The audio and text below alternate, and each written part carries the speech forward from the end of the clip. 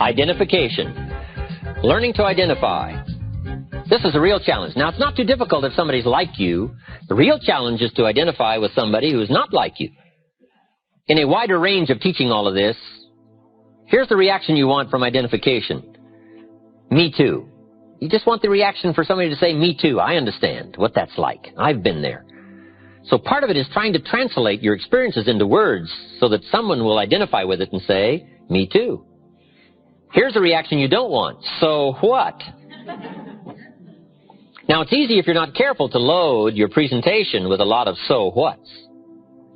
Mr. Schoaf, who only went to the 8th grade in school, but he gave me the classic point to ponder here when I was 25 years old. And it was put in such simple terms, I've never forgotten it. Let me put it in those same terms for you. Here's what he said. Learn to express, not impress. That was so helpful for me, because it's easy to engage in language just designed to impress instead of express. But Schoaf said if you want to touch somebody, learn to express. Sincerity from the heart, not impress. Impress builds a gulf. Express builds a bridge. Identification. This is a whole wide subject in itself. The identification question is, what will make me real to my audience? What will make me real to the child? Identification is building a bridge. If you're meeting somebody for the first time, it's simply getting acquainted. Building a bridge, making contact. Here's one of the clues. Find something you have in common. That's where you start, something you have in common. At our ranch up at Clear Lake, when we have seminars, everybody gets acquainted real easy. And one of the reasons is because almost everybody gets lost trying to find it. Right? What a great way, right? Did you get as lost as I did trying to find this place? Right? Somebody says, yeah, was that you up there taking the wrong turn? I thought that was you. What a great way to get acquainted. We've just had an experience recently that's been similar, like getting lost. So identification is finding something in common. Here's the clue to really affecting people. Start with where they are before you try to take them to where you want them to go. Meet people where they are. If somebody's hurting, you got to meet in the hurt. If somebody's in trouble, you got to start with the trouble. One of the greatest communicators of all time, Paul, apostle of early Christian history, didn't have any problem talking to sinners because he claimed to be chief sinner. Wow, what an identification point. Do you think sinners would listen to chief sinner? Of course. He said, tell me about being a sinner. I'm number one sinner. Got the plaque on the wall. What a way to begin, right, if he's talking to sinners. The key is to start where somebody is. If they're in trouble, you got to start with trouble. You can't talk success if somebody's in trouble. You got to start, first of all, talking trouble. Now, if you've never been in trouble, you got a problem.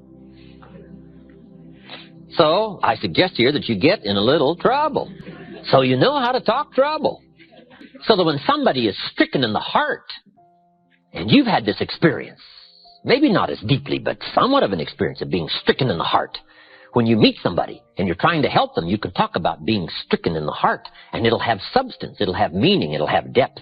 And you start there, and then start building the bridge, and start building the path towards solving the problem. Identification. How do you identify with a child? It's tough. What if the adult is 40 and the child is 12? We call that a long bridge. How do you bridge the gap between 40 and 12? It isn't easy. In fact, we used to call it the generation gap. And how do you manage the skills that builds the bridge over the generation gap? Well, there's some answers here. Here's number one. Remember when you were 12. You've just got to have the skill to go back. This is what an actor does. They go back. They rehearse the early hurts and emotions, the trauma and the drama of the sum total of their life back in the early years. You just got to go back through all that and let it affect you one more time. Let it wash over you one more time. Let it rekindle one more time. You say, well, it may be painful. That's true, but you got to go back through these pains in order to reach some people that are in pain. So part of it is to remember when you were 12.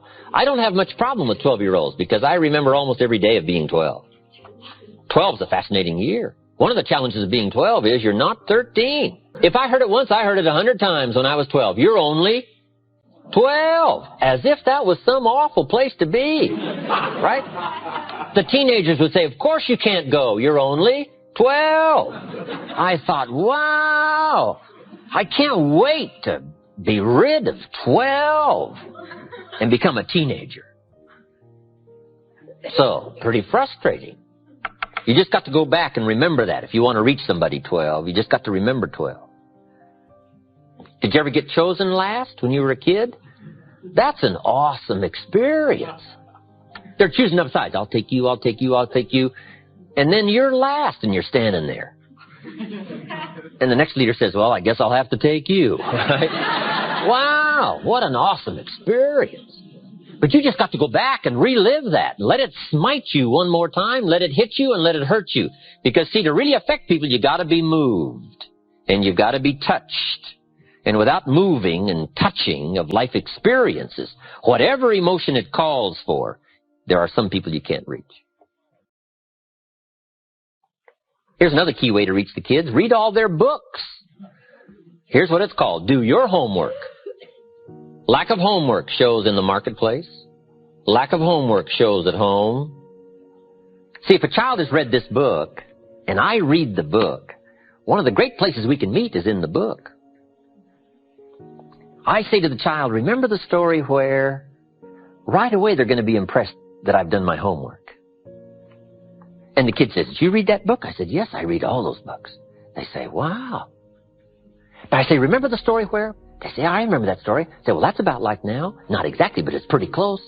And the child says, oh, I see, I see. Now they can see because we went back to the common seeing that was in the book. But if you miss the book and don't do your homework, I'm telling you, you'll miss a chance to identify. Here's the big challenge, identifying with somebody who's not like you in color or religion or circumstance. How do the successful reach and touch somebody who isn't successful? Well, first of all, they've got to talk about their struggle, not their success. Let me give you the clue to good identification. Your struggle will more often identify than your success.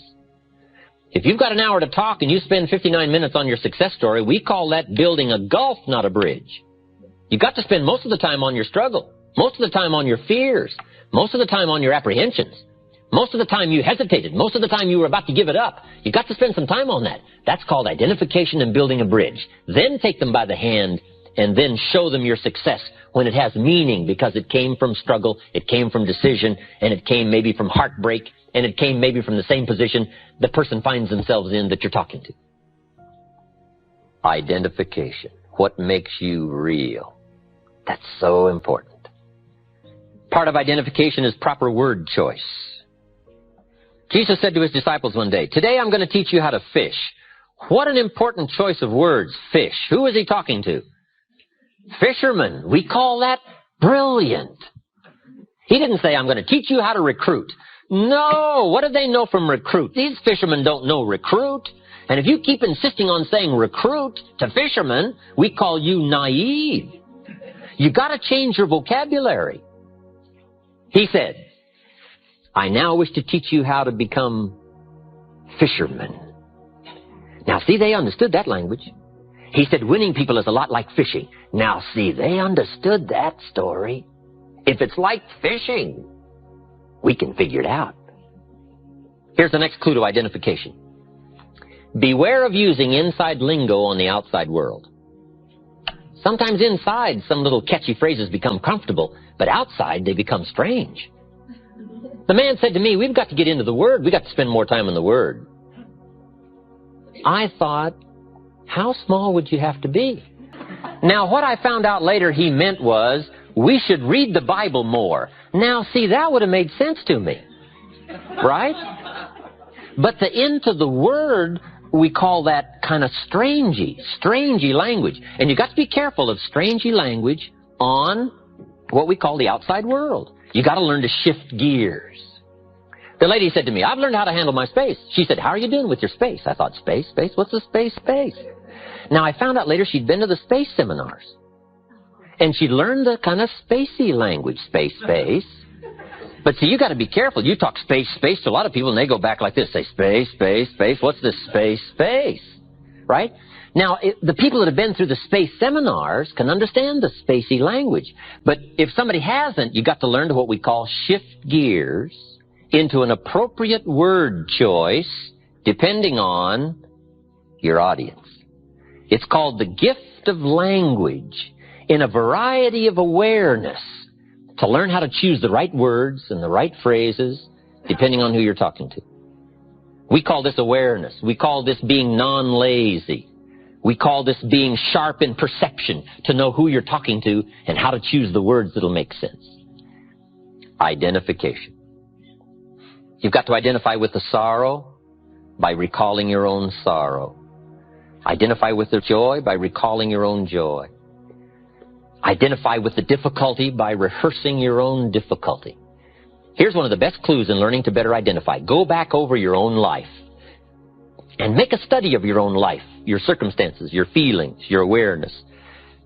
Some of the stories you haven't told for a long time. Some of the experiences you've had. Now, sometimes when you've freshly come from an experience, it isn't that easy to translate it and it isn't that easy to talk about it. But as the time passes and you can take a more thoughtful approach to your experiences, the key is not to lose the intensity of it, but to become more educated in using the intensity of your experiences to weave into the next conversation. And by the gift of language and emotion, touch somebody's life, reach somebody, affect somebody, persuade somebody. Identification. Very important subject. Here's the next part of a good presentation. It's what we call logic and reason. If you're trying to persuade a child, talk to a child, or talk to an audience, or if you're trying to talk to a customer, part of any presentation is the logical part, the facts and the figures, and the numbers and the dimensions. And we won't linger too long here because here's my point on logic and reason. It's got to be brief. We need some facts, but only enough facts to start the decision-making process. You got to beware not to cover too many facts. I'm sure we've all heard the expression, it's possible to talk somebody into buying, keep on talking, talk them out of buying. Here's where this problem usually occurs. Even if it's a child, you can talk a child into deciding, and then you keep on talking, and then they undecide. We talk past. Too much logic, too much reason. We need just enough logic and reason so that it starts to make sense, not so that you understand it all. If you walk into the new car showroom and express an interest in an automobile, salesman comes along and says, let me tell you about this car. You say, okay. He says, follow me. And he takes you out back into the shop. And he opens up the shop manual on the car and says, let's start with the left front wheel. You would say, hold it, hold it. He says, this is going to take a long time.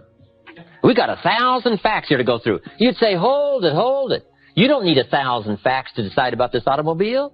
How many facts do you need? About a half dozen.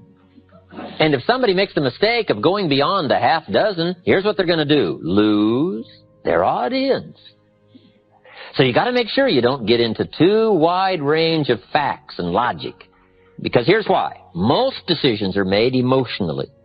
We need just enough logic so that it makes sense, but we're going to do it probably out of emotion. So the key is to be brief. With logic, reasons, facts. Because too much of anything is too much, right, at one time. What if you sat down to a steak dinner and you were real hungry, so you cleaned it all up? What if they cleared that away and brought you another one? Well, let's say you're real hungry, so you go for the second one. What if they cleared that away and brought you the third one? See, that third one doesn't look good. In fact, if you start on it, you'll probably lose the whole thing, right? I mean, too much is too much. So, brevity on logic and reason. It needs to be powerful, it needs to be factual, but brief.